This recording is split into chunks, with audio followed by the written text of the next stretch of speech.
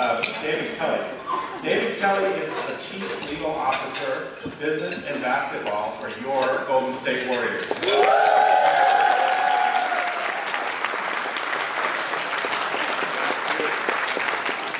And just so you know, David is in his 5th season. So, much like this morning's presentation, we'll have a conversation. So, rather than each read off his resume, which is very interesting. First, I'll ask David if you could tell us a little bit about your background and how you became a lawyer. Well, first off, thanks for having me here today. It's a pleasure to be here. So how did I become a lawyer? Let's take it all the way back. My father actually wasn't a lawyer, although he did not practice. He was a CCCBA, and then he went back and got his law degree as well. And so I looked at becoming a lawyer as something that could change your life, but something that you did not necessarily have to practice in order for it to be beneficial. And so I always thought about having a law degree as something that created options, even as a child. And so as I got a little bit older, I don't know if I'm going to go back and some of the winding road before I even got into law school. Yeah. So all right, so let's take it all the way back. I was born in Chicago. I grew up in the south suburbs of Chicago. We were actually the third black family to move out to the suburb that I was raised in. And I remember leaving Chicago, going out to the suburbs, a suburb called Baltimore, and just thinking that, wow, blue skies. I mean, just unlike today outside. It really, the difference between the south side of Chicago and the suburbs where I grew up was very stark. So I remember I was 7 years old, and I just felt my opportunity to really, just even at that age, the doors had been thrown open. At the same time, about a week after moving to Baltimore, someone set fire to our car and spray painted the N-word on our driveway. And so these were, even at that point in time, the kind of things that I was like, all right, so opportunity and not such a great situation. And so growing up in Costa, I thought was a great place to grow up, but I always had that sort of tension. Coming out of high school, I went to Morehouse College, historically black college in Atlanta. And I think for me, it was, I'd been inside of rooms where most of the rooms that I was in, similar to this room, I was not in the majority. And I wanted to be inside of a place where I was the majority. And so that's why I went to Morehouse. And so I spent, well, I was supposed to spend 4 years in college. I spent a few extra years in college. I was having a really good time. And so I graduated from Morehouse. And even at Morehouse, one of the reasons I took so long to graduate is I started a music career. And so I dropped out of Morehouse to pursue a career as a hip-hop musician. As most lawyers here, I'm sure. And so, yes, I dropped out of Morehouse, pursued a music career, winding road, got back into Morehouse, finished up, and then started a label. So actually a friend of mine and I, we started a music label. And we put out our own records. We put out records from a variety of different things that we had. We used to go on tour. Again, this is in Chicago. So we would tour overseas, New York. So we had, we did pretty well to be an independent hip-hop act. If I may interrupt, so just so you all know, you can Google and you will see our guest performing his hip-hop. So I won't reveal his stage name unless you'd like to. That's fine. The name of the group was All Natural, and my stage name was Cap D, which was short of capital D, which David begins with a capital D. So, very creative. So when I was on tour, I actually met the woman who would become my wife. And we started a long-distance relationship. She was in med school at the time. And I knew that living check to check was fine, and show to show was fine for me, but it's not the way that I wanted to raise a family. And so that's one of the reasons that I decided to go back and pursue a law degree. I didn't know if I was going to get a business degree. A law degree is kind of all over the place. I was an English major in undergrad. So I decided to get a law degree. I started law school in 2001, University of Illinois, and graduated in 2004. Great. And so tell us a little bit more about your experiences at Morehouse and Law School in terms of, our topic here today is the first path to the legal profession. So in terms of if you have mentors in those areas. I did. At Morehouse, I had several really strong mentors. I mean, for me, college was a place where I really got to know who I was. And it was really about me exploring who I was and feeling comfortable with who I was. As I said, I was comfortable being inside of places in which not everyone looked like me. But I needed to be comfortable being in places where everyone did look like me, which is kind of a reverse, I think, for a lot of people. So Morehouse gave that to me. Morehouse is where I really discovered who I was. And I think in terms of creating a diverse and inclusive organization, you need to make sure that you create space for people to be their authentic selves. And so that's what we try to do with the Warriors, and that's what I found at Morehouse. And I try to make sure we bring that anywhere that I go. I'm going to bring myself, I'm going to bring my true authentic self. I'm comfortable with that, and I want to make sure that I create space for other people to do the same. And so Morehouse is where I really kind of got that foundation. When I was at the University of Illinois, and then I summered at Catton Rosen law firm, based in Chicago, offices in Los Angeles, DC, and New York. And I had great mentors at Catton. And so the reason that I have the job that I have is really due to a couple of mentors that I had at Catton. One was a guy by the name of Jerry Pinner. And so I was a summer associate at Catton. Jerry was an older partner. He since has passed away. He was an older partner, Jewish partner at Catton. And for whatever reason, Jerry, white Jewish partner, always took an interest in a lot of the young African-American associates that started at Catton. And that was just something that was just important to him. And so it'd be nice to say that I went out and I sought out Jerry because he had the sports work. No, Jerry sought me out for whatever reason. And so we struck up a friendship. We used to talk a lot about music and a lot about religion. We talked about all sorts of things. And he allowed me to work on some of the matters, some of the sports matters that we had going on. His major clients were the Chicago White Sox and the Chicago Bulls. So as a summer associate, I was able to work on various sports matters, which, great. That's not why I got to law school. That wasn't even why I went to Catton. But because of Jerry and him reaching out to me and becoming a mentor to me, I had that opportunity. And then the other partner who became my mentor was a woman by the name of Leslie Lanier. And Leslie is an African-American woman at Catton. She had just made partner when I was a first year at Catton.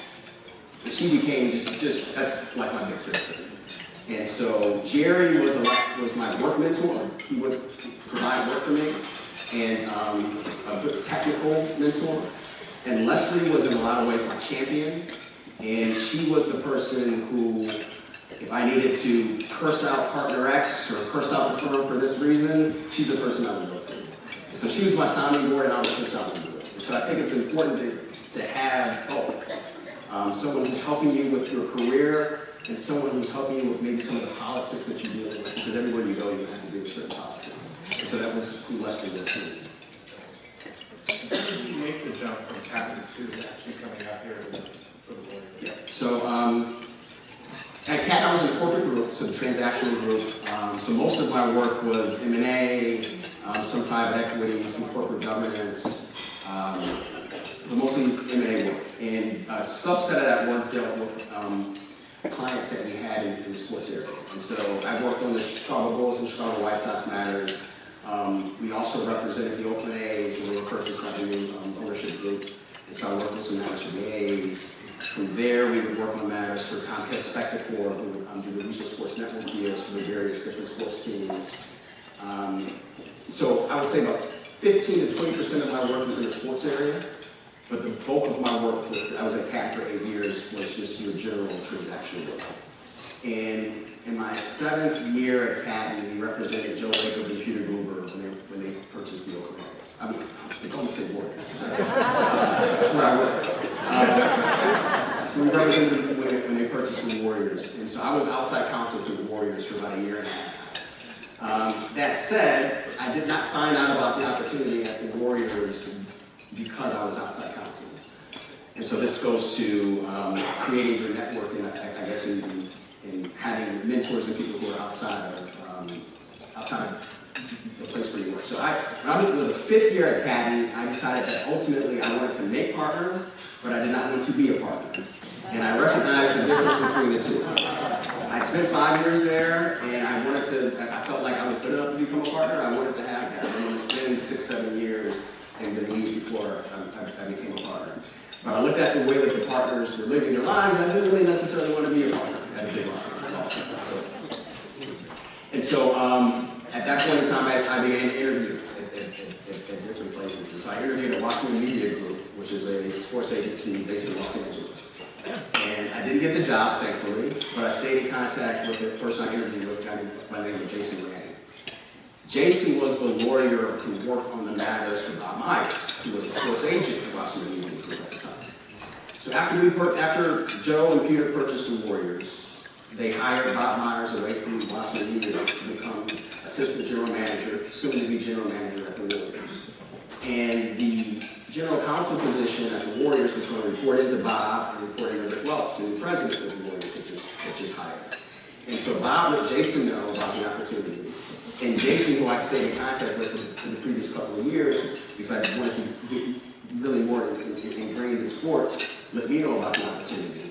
And once I found out about the opportunity, I was in some ways a shoo-in because I was already doing the work. But if I would have relied on Catton to let me know about the opportunity, I would have known about the opportunity. And so sometimes you have to make sure that you create your network outside of yourself, because that's where your opportunities may come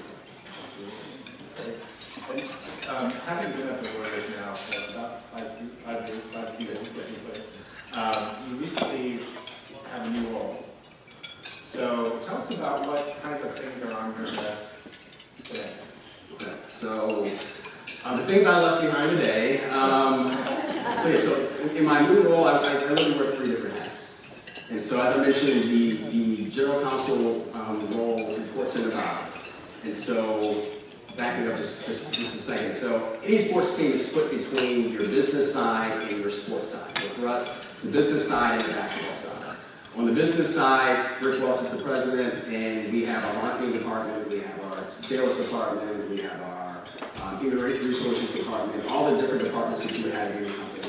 And then on the basketball side, Bob Myers is the general manager and president of basketball operations. And so our assistant general managers, our scouts, really Coach Kerr, they all, not too much, Coach Kerr doesn't report into Bob, but everyone else on the basketball side reports into Bob. And so I reported to both areas. And so on the basketball side, one hat is the salary cap. So I help to manage the salary cap. I interpret the CBA for Bob. Bob is a lawyer, so I doesn't necessarily need it to interpret the CBA, but if it's done wrong, it's on me. So I report into Bob. I actually do some scouting, some college scouting as well. And so that's the first hat. The second hat is just your typical general counsel at any company. And so that is dealing with some employment law issues. Human resources reports into me now, so dealing with any human resource issues. I know we're going to get to diversity and inclusion a little bit more. So human resource reports into me. With the new promotion, public affairs and governmental affairs now reports into me as well. So relationships with various electeds. Public affairs in the sense of being different from public relations, which is more communications at the Warriors, and more governmental legislative affairs. So that's the second hat. And then the third hat is the arena that we're building in San Francisco, so Chase Center. So it was initially overseeing the land purchase, overseeing through outside counsel the pre-entitlement of the land so we could build the arena, negotiating the construction agreements. We're going to be a unionized shop, so the various labor agreements that we're negotiating. So all the things that deal with the arena will be the third hat. And so to me, it's the most fun job in sports because I get to be on the business side, I get to be a lawyer, and I get to be a little bit on the basketball side, but not too much. And that's a great mix. So in terms of focusing a little bit now on the diversity in the NBA and also the legal profession, obviously the NBA and most professional sports are predominantly featuring African American athletes. In terms of representation and management, do you have any thoughts or ideas of what that looks like in terms of diverse? It's not as diverse as it needs to be. Actually, the NBA is very focused on increasing diversity at the management ranks at the various teams. There was an event yesterday that I wasn't able to go to in Los Angeles, in which they brought together all the different teams to talk about diversity and inclusion what sort of pipeline are we going to have for the players to get involved in the front offices. At the same time, you have to understand what your challenges are for your sport. And so for us, we can create this great pipeline to get more players in, and so more people who look like me will be inside of management positions. But what about the gender divide inside sports? And so by creating that pipeline, you're not going to get more women inside management positions, you're just going to get more African-American males. And so at the Warriors and at a lot of different teams at the NBA, we're focused on making sure that we are creating opportunities for women. Rick Welts is a proponent and a symbol of making sure that the LGBTQ community is represented in sports. Jerry Collins' brother, Jason, was the first professional athlete to come out as gay. So we're making sure that we're trying to create an environment where we make sure that when you talk about diversity, it's not just, for me, it's people who look like me, that's all that matters. No, it's people who look like me, it's people who look like you, it's white women, it's Asians, and so that is where our focus is at the Warriors. And I think we've done a good job. Obviously, we still have work to do. Right. And now, we know that, for example, the NFL has a really rule, and Governor Brown just signed a new law regarding having women on boards as far as entities in California. What is the NBA doing something similar to that? I mean, you mentioned some initiatives and things like that. What is the NBA's perspective on this? Yeah, the NBA has not instituted a Rooney Rule per se. At the Warriors, we actually have, especially for upper level management positions. And one of the beauties of having HR report to me is that I can make sure that any slates of candidates that we're bringing forward, that it's going to be a diverse slate. And the problem with sports in terms of increasing diversity is we have a large number of owners, right? And sports is a very closed network. And so it's a lot of it is who you know. I mean, I got the job based on who I know, right? And so if it's going to be who you know, a lot of times you're going to put people inside positions who look like you. And so what are we going to do in order to break the who you know way of hiring? And so for us, anytime we're hiring, specifically in the upper management position, that candidate, you can't have interviews unless we have a diverse slate. And diverse will mean women, diverse will mean racially diverse, diverse will mean we're looking at various different backgrounds, that we're not just looking at someone who has a sports background, there's entertainment background, there's a TV background, there's other things that relate to sports. In case in point, our CFO is a Filipino woman who came from NBC University and wanted to make the shift from NBC Universal to sports, and it's an obvious connection. I mean, she worked in theme parks and that nature. And right now, we don't own or operate Oracle Arena. And so as we're going to own and operate Chase Center, her skill set is particularly valuable to what it is we're going to do. But if we're not thinking forward and not thinking about it that way, we would hire a CFO from the Atlanta Hawks or from the Minnesota Timberwolves who would most likely be a white, right? And so it's looking at what challenges you face and how you're going to, what intentional steps you can take in order to break out of the mold that you're in terms of how you hire and how you promote. And what is the structure within the Warriors in terms of your staff and your committees and they focus on diversity? Yeah, so we have, so on the business side, everyone reports into Rick. We have an executive team of about 10 or 12 people who are on the executive team now. And so those are the heads of the marketing department, the sales department, ticket sales, sponsorship sales for us, legal, human resources. So all of those different departments are represented on the executive team. And then each of those departments will have their director levels and their management levels. In addition, over the last year, our VP of Human Resources, Gracie Mercado, and I helped to, really Gracie, I'll take credit for it, helped to launch a Diversity and Inclusion Council. And so we have, and actually Rick should really get most of the credit because he's on the Diversity and Inclusion Council that they have at the NBA level. So he brought that to the Warriors, and Gracie is basically run it. And it's a council that's, we have white men on the council, we have LGBT people who represent the LGBTQ community, I'm on the council, and so it's that group is charged with making sure that we are creating a diverse workforce, but an inclusive workforce as well. And the two are not the same.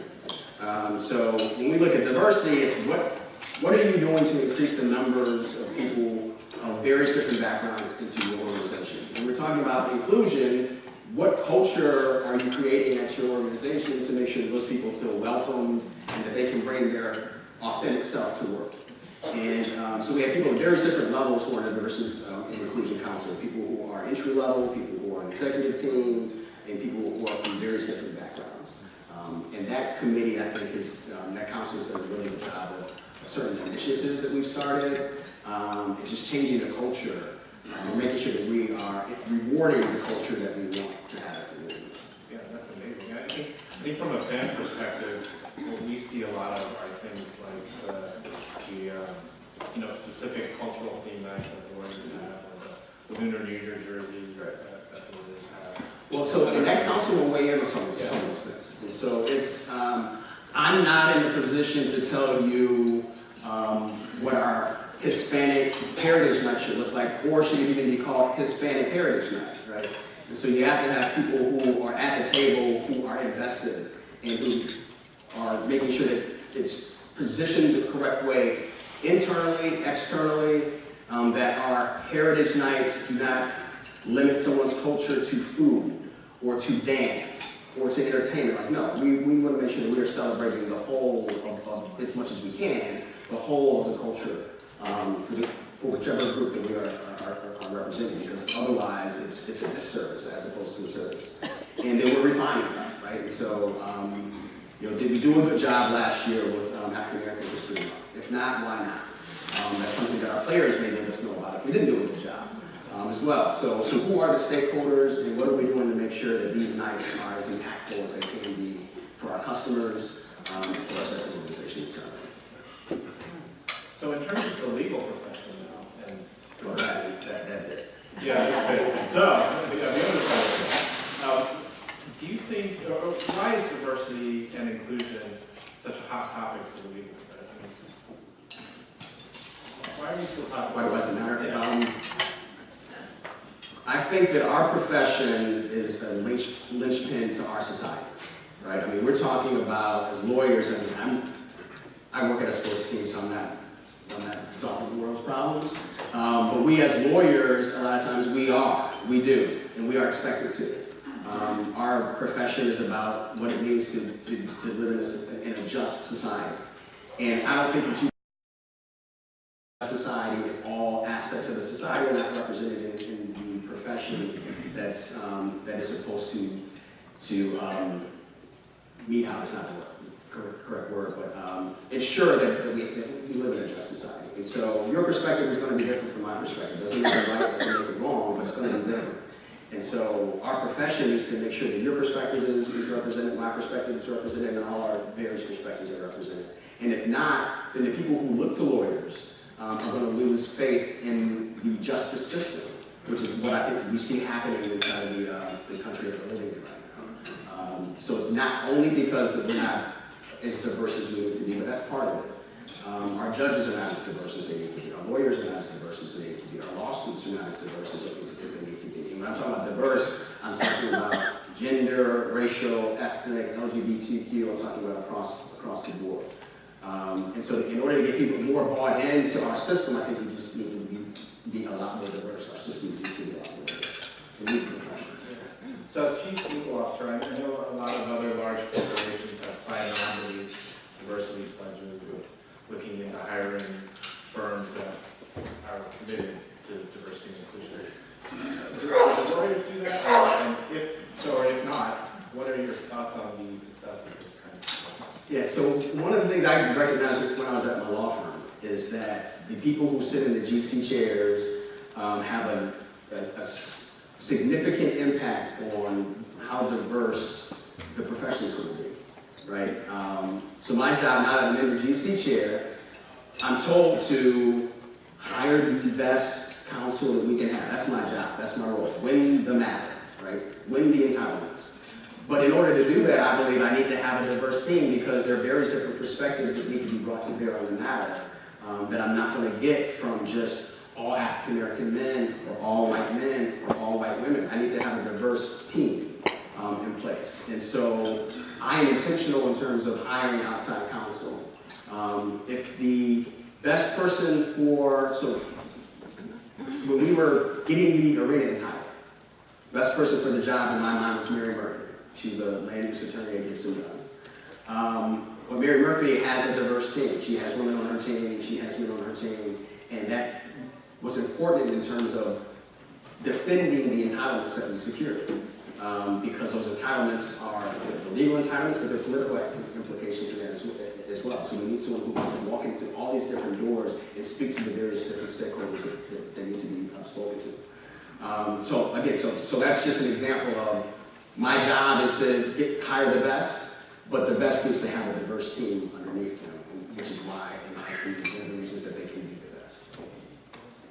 So you had kind of alluded to this earlier, that this room doesn't necessarily reflect the two of us on stage. I can add to your comment. I think that there's maybe one other Asian American male out here. Maybe two, but there's one here.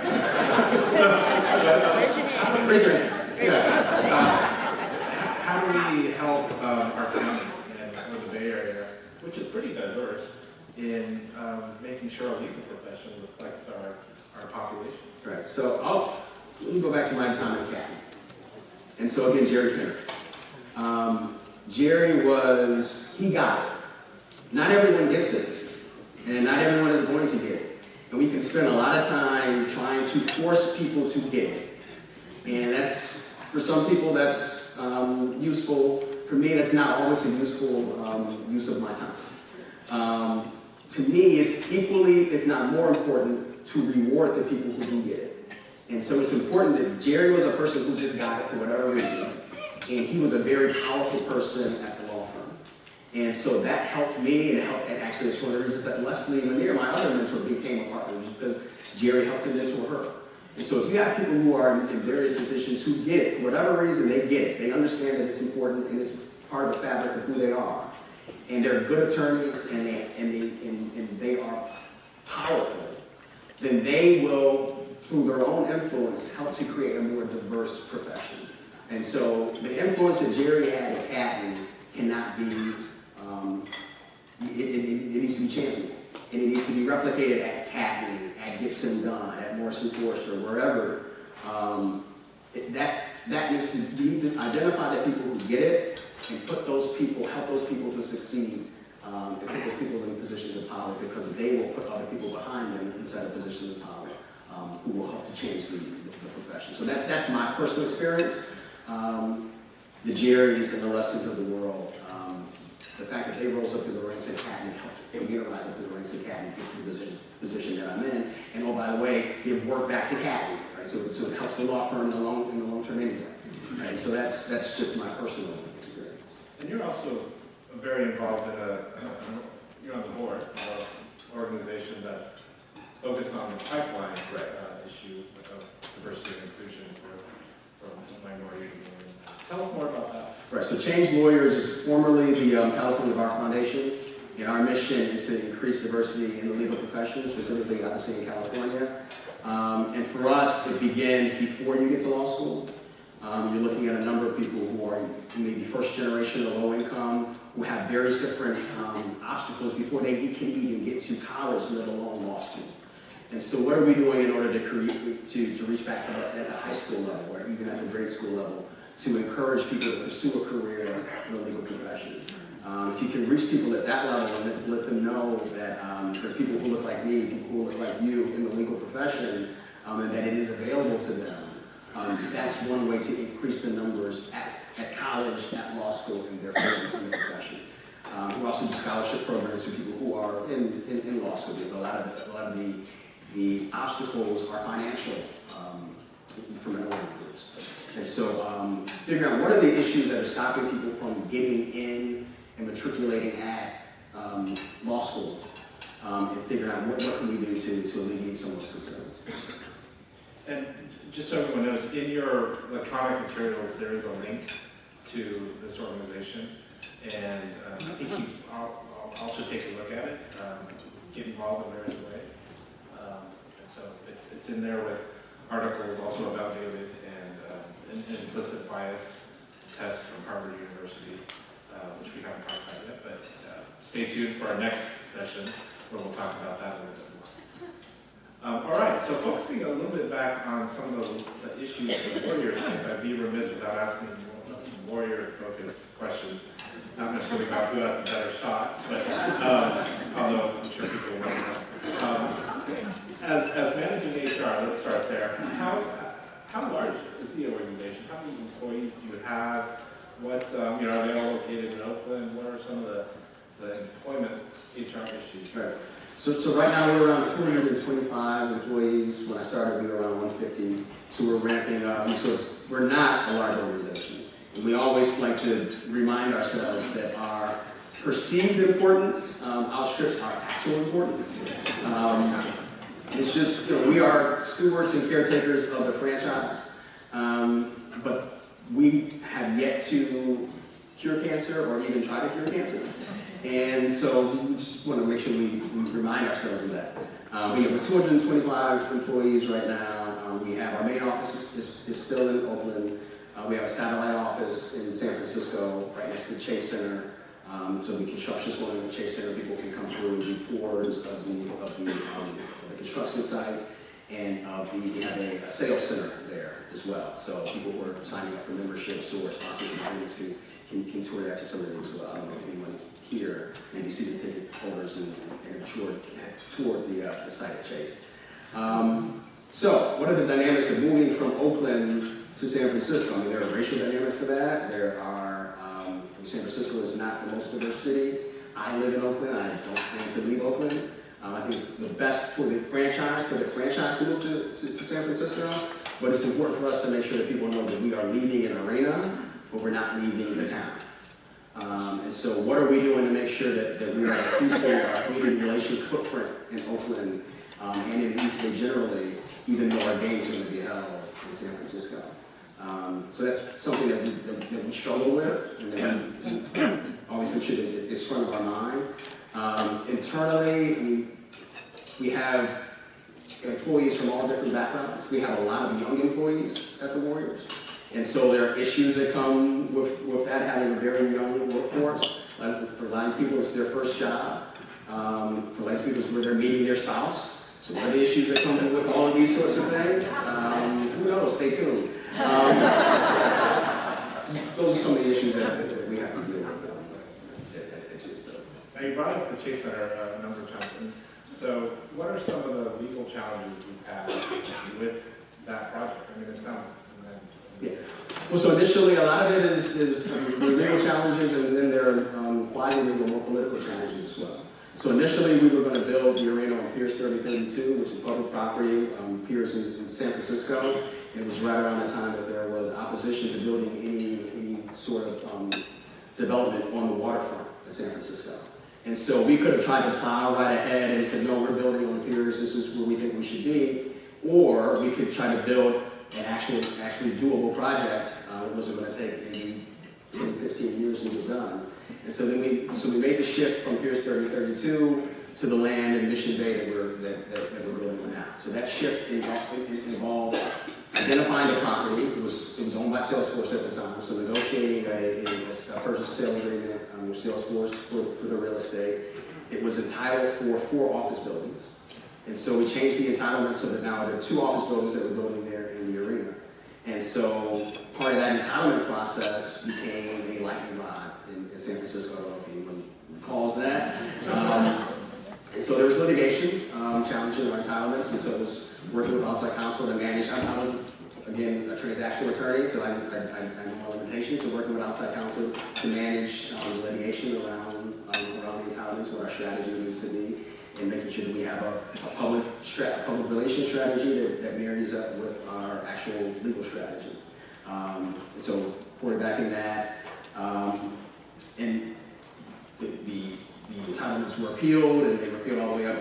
They sought cert at the Supreme Court, so ultimately prevailed there. With respect to the construction contract, I mean, we have a contractor. We had to negotiate that construction agreement. I had no experience in in terms of that. So a lot of my job is knowing what I know and knowing what I don't know and relying on outside counsel in a number of the places where I don't know, which probably outweighs the places that I do know. Which is managing the process and making sure that it mirrors up with what our focus is as an organization. A lot of times we may win the battle or lose the war. And so making sure that we are focused on what is it that we're actually trying to accomplish as an organization versus what we maybe can achieve from a legal front, on the legal front. Okay. And what I know some of this may be confidential, you may have to talk about it, in terms of contract negotiations, like, how involved are you with that? You mentioned the salary cap, and are there any sort of stories you can anonymize that would be of interest? Again, you may not be able to. So I'm involved. The decision makers are Bob Myers and Joe Laker.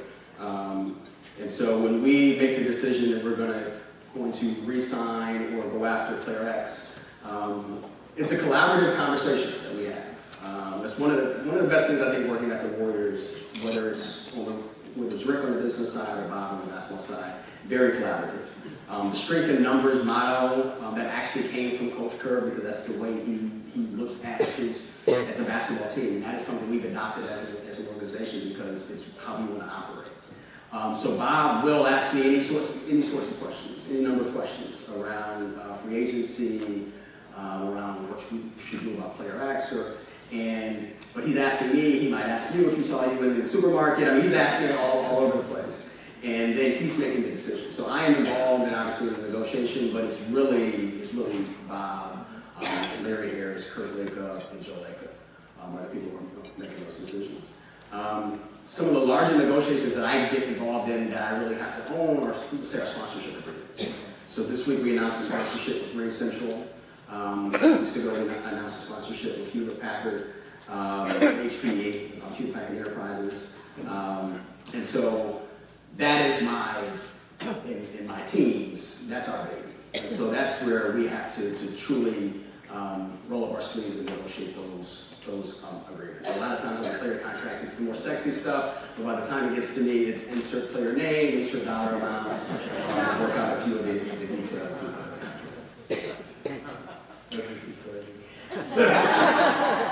You know, we get past that. So, I mean, look, there's any number of this week we had a rather juicy story. So the decision makers are Bob, and this one the decision makers are Bob and Steve. And we want to just make sure that when we make a decision, it is in keeping with our values as an organization. And so whether it deals with Draymond or me or Rick or Joe, is it consistent with what we say we want to stand for as an organization? And if so, then we'll take the action and we'll deal with the consequences. Thank you. Not as a deposition. All right. All right. There was an article this summer, actually, in the San Francisco Business Times, that the Warriors are getting into esports. Mm-hmm. So tell us more about that and some of the legal issues that you're facing with that whole new booming. Yes, so Kurt Laker, in addition to being assistant general manager, he's vice president of GSW Ventures. And so one of the things that we're trying to do as an organization is cease to just be a basketball team and be more of an entertainment company. And so part of that is building Chase Center in San Francisco. Part of that is the retail that we're going to build around Chase Center. And part of that is our foray into esports.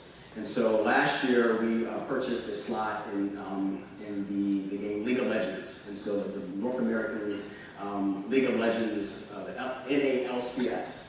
And I'm not a gamer, but I do understand that when they have their international League of Legends tournament, I think it was in China this year, 80,000 people will come to watch these League of Legends games.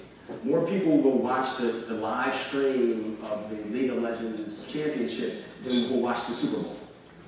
So this is big business, and Joe Laker, his background was he was at Kleiner Perkins, and so he recognizes he's a VC guy, so he recognizes the opportunity. And so The esports operation is under Kirk, it runs under Kirk. Some of the issues that we got to confront, for the publisher of the game, Riot, this is the first time they created a league.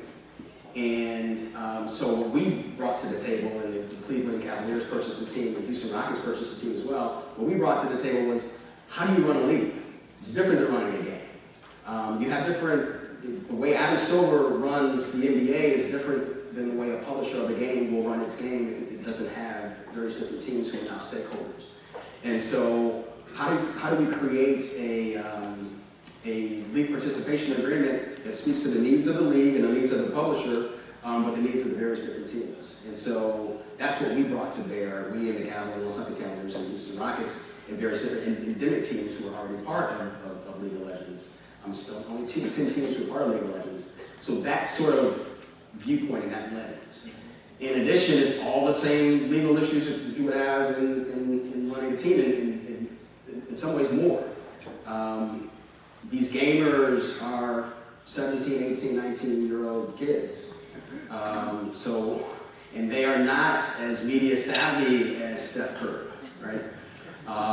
They are not family people like Andre Iguodala. And so and it's a very male-dominated area, these sports. And so how can we make sure that we are entering into these sports that we see as a lucrative area, but doing it in a way that's consistent with what our values are as an organization?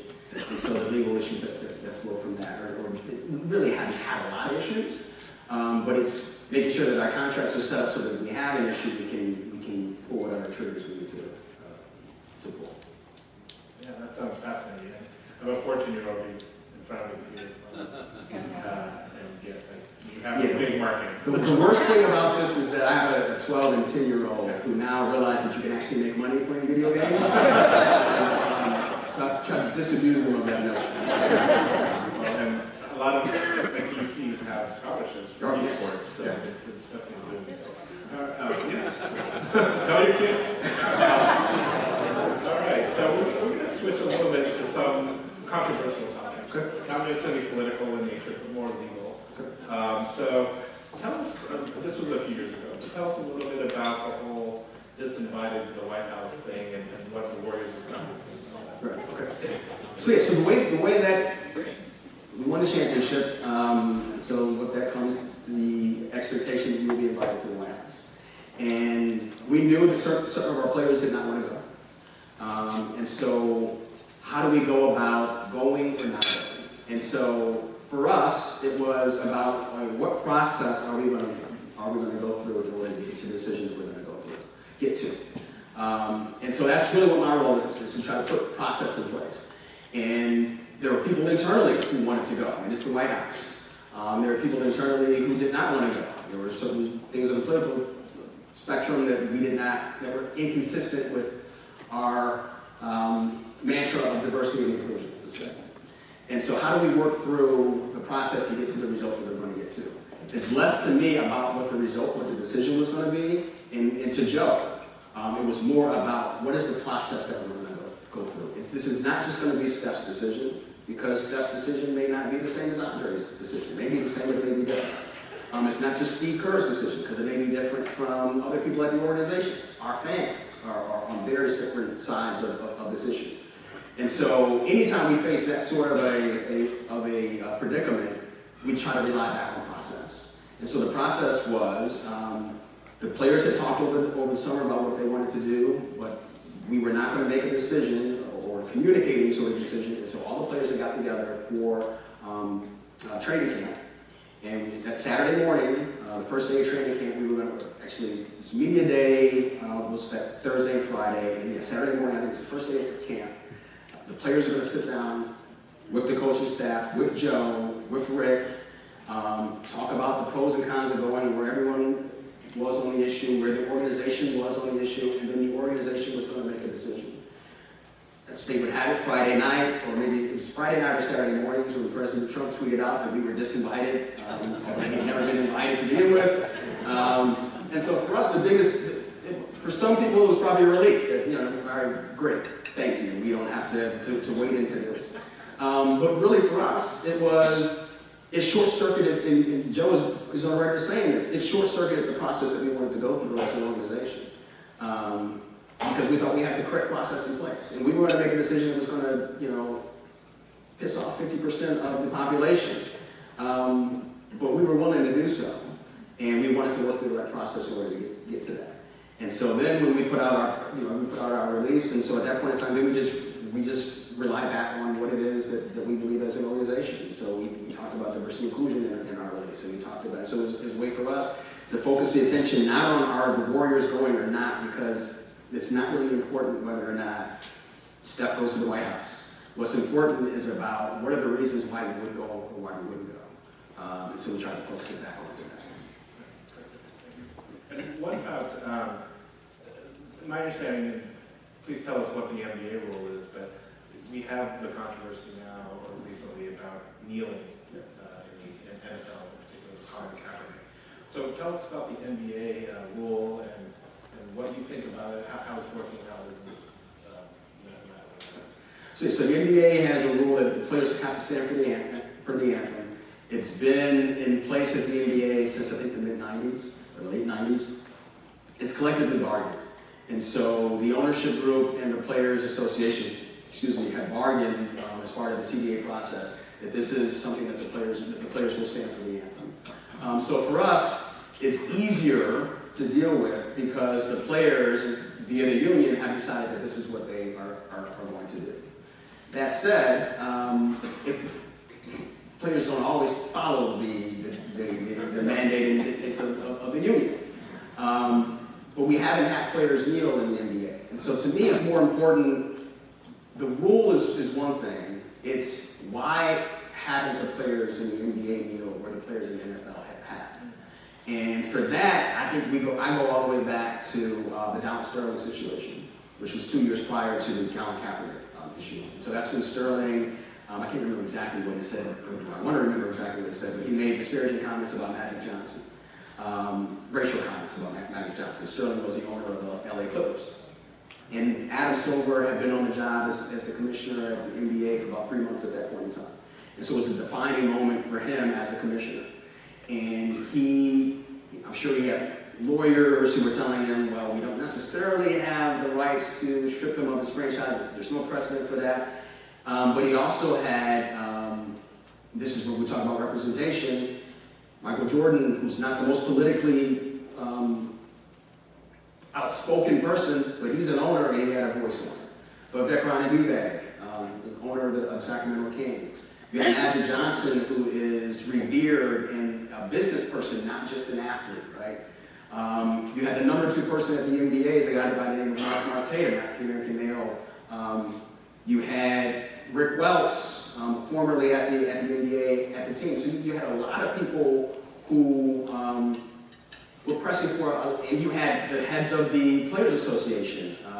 Michelle Roberts, who's an African-American woman, heads up the Players Association. And you had Steph and Chris Paul, were some of the 2 major voices at the Players Union. And at that point in time, the Clippers, where Chris Paul played, and the Warriors were playing each other inside the playoffs. So you had all of these different factors that I think, by having those voices in the room, it helps to give spine. And you can then do what you know to be right. Even when the pain in the ass lawyers may be telling you that you can't do it because of precedent, right? And so he took the strong stance of, we are going to strip him of the franchise. And what's the legal, how can we do this in a way that's consistent with, with the Constitution bylaws? We know we're going to get sued on it, but we're going to defend the suit. This is at the NBA level.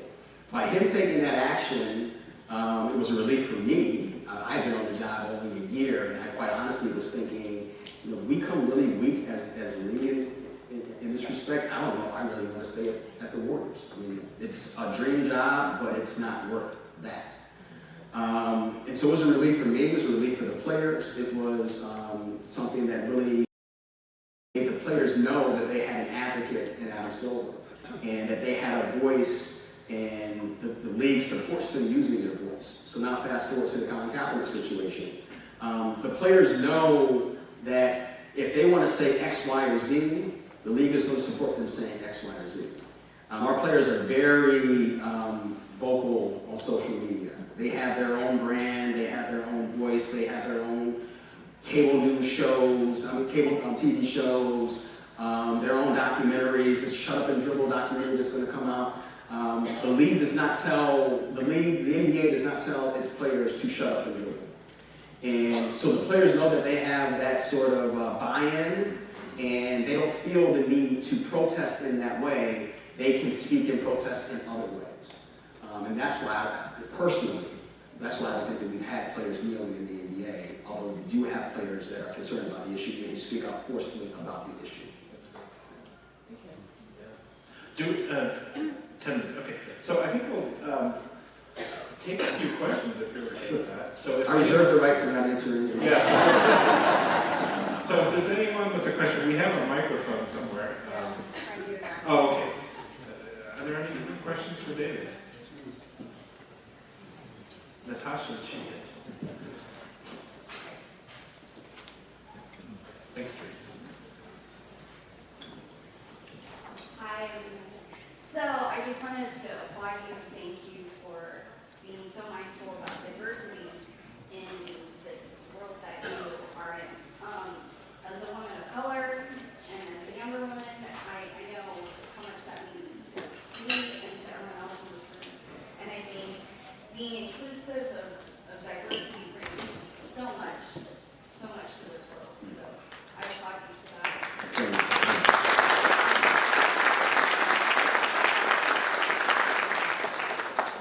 So my question to you is how you said other law firms, other people and companies need to be mindful of this as well.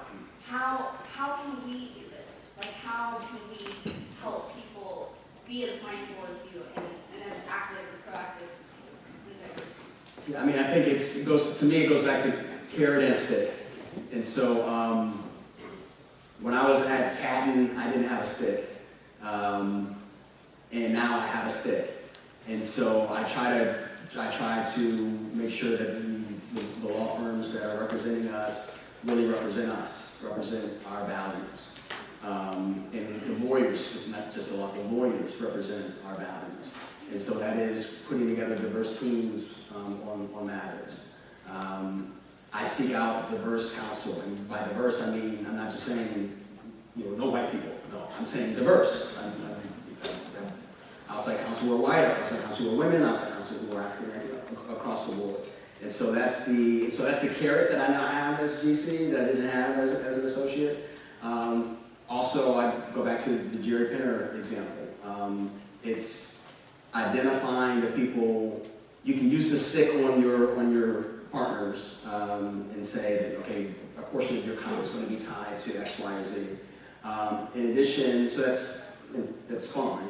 But it's also rewarding people who you know are champions, putting those people in positions of power so they can empower other people. So I think it's the two working in tandem. And so what are for each of us, what are our positions of influence? And if this is something that's important to us, how are we using our influence in a correct way, not in an overbearing way, but in a correct way to drive change, whatever change we want to see. We all have spheres of influence, and so how are we influencing?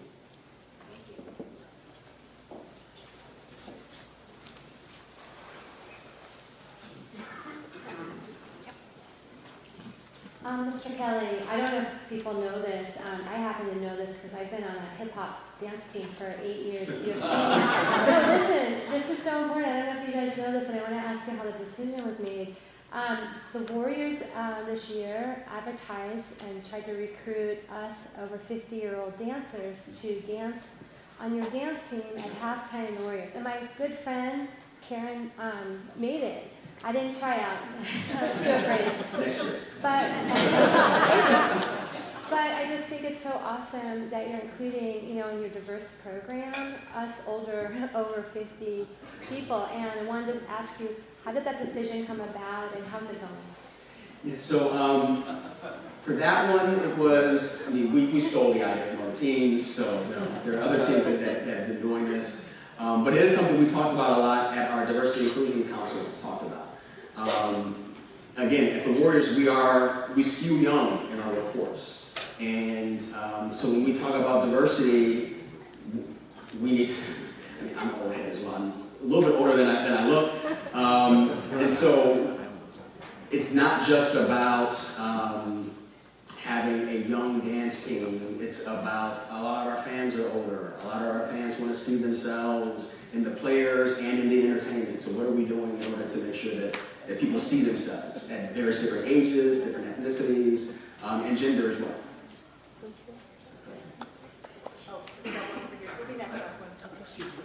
Mr. Kelly, do you know what specific steps or programs you're going to be taking to continue your presence in Oakland after you cross the bay? Yes. I cannot announce it. There will be, store this one, there will be a major announcement that we're going to make sometime over the next couple of months. Right now, I can just say, right now, our Community Relations Department and our Community Foundation does a lot of work in Oakland and in the East Bay. And we will make sure that we redouble those efforts in Oakland, specifically, when we go to San Francisco. It's something that we think about a lot. It's something that is, I mean, as an African-American male who lives in Oakland, it's something that's very important to me personally, but it's important to the organization. And so we will continue to redouble our efforts in Oakland. This past year, our foundation gave away, I think, $1.5 million and the focus is on underserved youth in the areas, as education. So funding groups that are doing the work, making sure that we're doing the work ourselves, and making sure, as Rick likes to say, we're leaving the arena, but we're not leaving the town. But there will be a pretty significant announcement over the next, let's say, by February of next year, of a program that we're going to have. Thank you. That's sort of my question, so I'll take the other side. So there's still commitment, a heavy commitment to Oakland. What about the expectation of minority community and disadvantaged community in San Francisco. area? Yeah. So how y'all going to do that? Yeah. So one of the things that we announced a couple weeks ago, so our procurement process, so now we don't own or operate Oracle.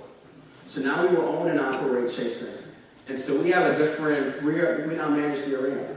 And so we are now involved in procurement in a different way than we were previously. So we are able to give out opportunities to small businesses, minority-owned businesses in a way that we are not up until this point. And so what are those, how are we going to make sure that we dole those opportunities out in a way that's equitable? The first thing that we've announced is it's a Tastemakers program. And so it's our food and beverage, our concessionaires at Chase Center are Levy and Bon Appetit. And so they created a joint venture. And they are now JVing with various local businesses in San Francisco, specifically Hunters Bay Point. So Old School Cafe is going to be served. They're going to have their own kiosk stand at Chase Center. La Cucina, which is an incubator for disadvantaged. Well, it's not disadvantaged. I think it's mostly women, by small businesses that they've created in the food beverage, essentially restaurants. So helping them, La Cucina helps them create an incubator for their businesses, and we're going to partner with La Cucina to have La Cucina stands at Chase Center. And so, and as we move into other areas of procurement, we're going to make sure we create those opportunities as well. The first one we've done is in the food and beverage space. Yeah. So it's about, we have more opportunities at Chase Center, and so making sure that those opportunities are spread out. Thank you for speaking about that. Thank you. Thank you. Well, I think that's our time. David, thank you so much.